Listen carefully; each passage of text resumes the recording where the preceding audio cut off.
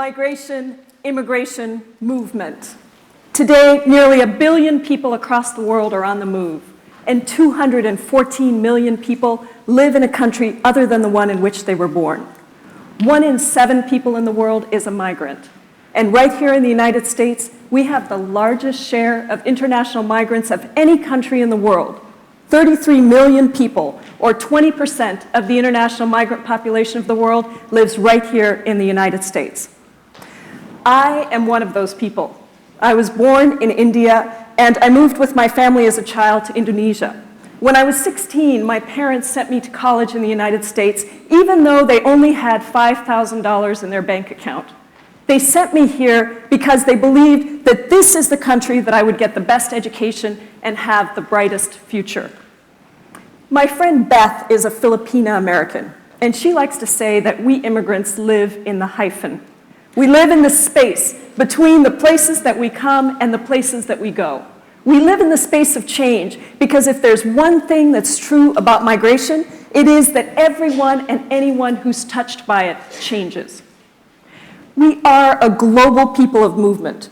We always have been, and in a rapidly globalizing world, we will continue to be. In fact, it's often our own foreign policy decisions and trade policy decisions that actually fuel migration.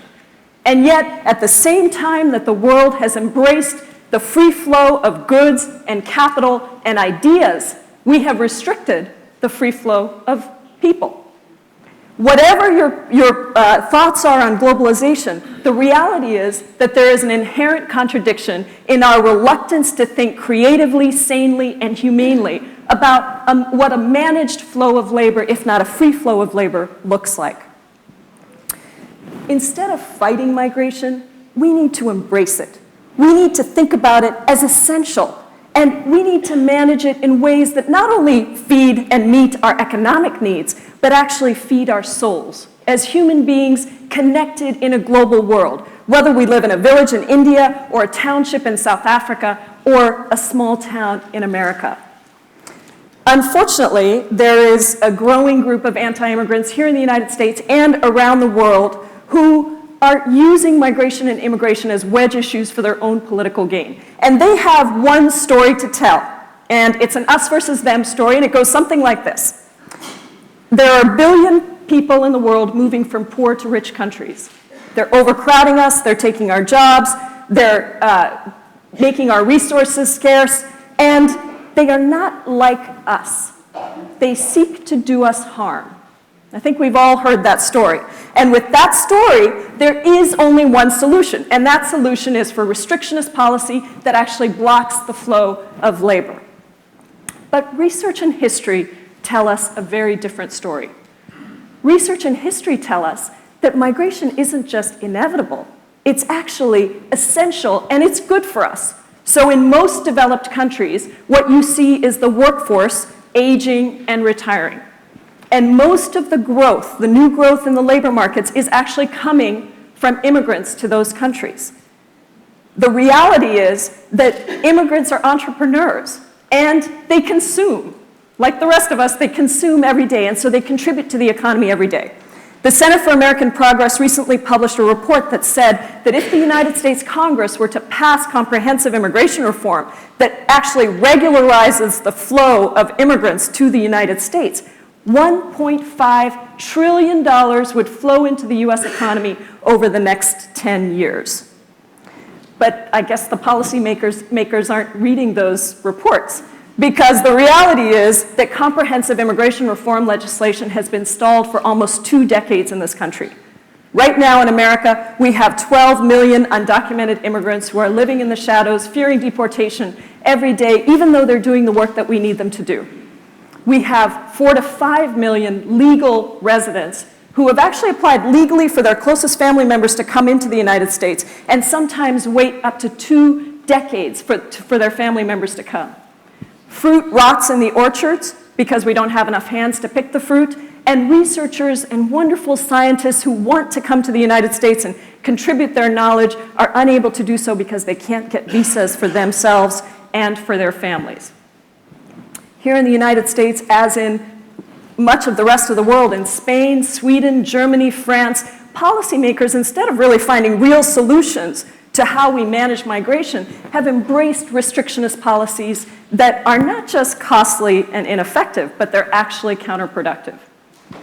Consider that in the same generation that saw the collapse of the Berlin Wall, we have seen the buildup of one of the greatest militarized zones in the world right here on the southern border of the United States. The Berlin Wall was 96 miles long. The wall on the US-Mexico border is 650 miles long. And the United States has stationed 17,000 active border troops on that southern border of the United States. That is equivalent to the active military troops of 20 combined countries around the world.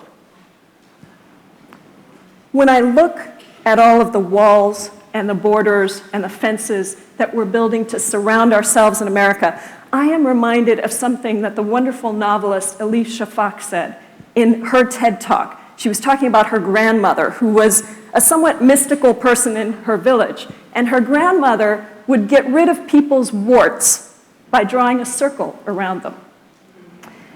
The power of the circle, Shafak said, is that when you surround something completely, block it off from everything else that's around it, and prevent anything from going inside, what happens is that what's inside dries up and dies.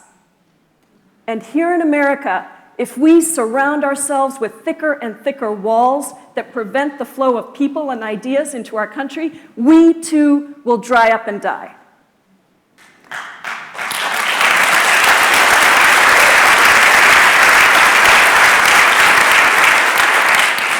The polarization and backlash is damaging in so many ways, but most of all, it destroys our souls. It makes us less than who we are as human beings, who believe that every individual, regardless of who you are or where you came from or what you believe, every individual deserves the right to dignity and respect. It makes us less than who we are as human beings because instead of thinking from a place of possibility and abundance, which is where all great creative thoughts come from, we think from a place of scarcity and fear. For the immigrant who is picking the food that we eat every day, taking care of our children every day, cleaning the rooms that we sleep in and live in every day, the pain is unbearable. The pain is unbearable of being called illegal, being told that they're sneaking across the border just to take our jobs and drain our resources and contribute nothing and have babies just to stay in the United States. And as you heard earlier, the anti-Islamic sentiment is intense. For the immigrant who is classified as a terrorist simply because they're Muslim or because they come from a particular country, the shame and the outrage cuts deep. And on a very personal level, I can tell you that after 9 years of doing this work, I have received thousands of hate messages, letters and email and phone calls. I have been told, even here in diverse, progressive Seattle, I have been told to go home. Even though I've lived in the United States for 29 years of my life, a full 2/3 of my life. But worse still, I have been threatened with lynching and told that if I don't stop doing what I'm doing, I will be dancing on air. At my organization, One America, we don't just tell the painful stories, but instead we harness the resilience and the energy and the creativity that we believe comes through the movement of migration, and we transform it into the movement for social justice. We work with seemingly ordinary individuals, and we create the space for their extraordinary selves to emerge in collective action for change. And we brush away that single story of the resource-draining terrorist immigrant, and instead we shine a light on the qualities that make us so proud of immigrants, that would make us so proud of ourselves. Hard work, creativity, diversity, love for our families, and hope for the future. So imagine this. Imagine if everywhere across the world and here in America we said to every immigrant who came to our country, we believe in you. We believe in your right to exist. We believe in your right to move. We believe in your right to contribute everything that you have to give to better the new country that you've come to. And imagine if here in America and everywhere across the world, everyone stood up and spoke out against the racism and the fear and the polarization and the backlash, because they know that to be silent is to be complicit. And imagine if we embraced migration as essential and good and moved towards one America and one world. Imagine if we embraced real movement of all kinds, movement of people, movement of ideas, movement for justice, and movement for real democracy. Join us and let's move. Thank you.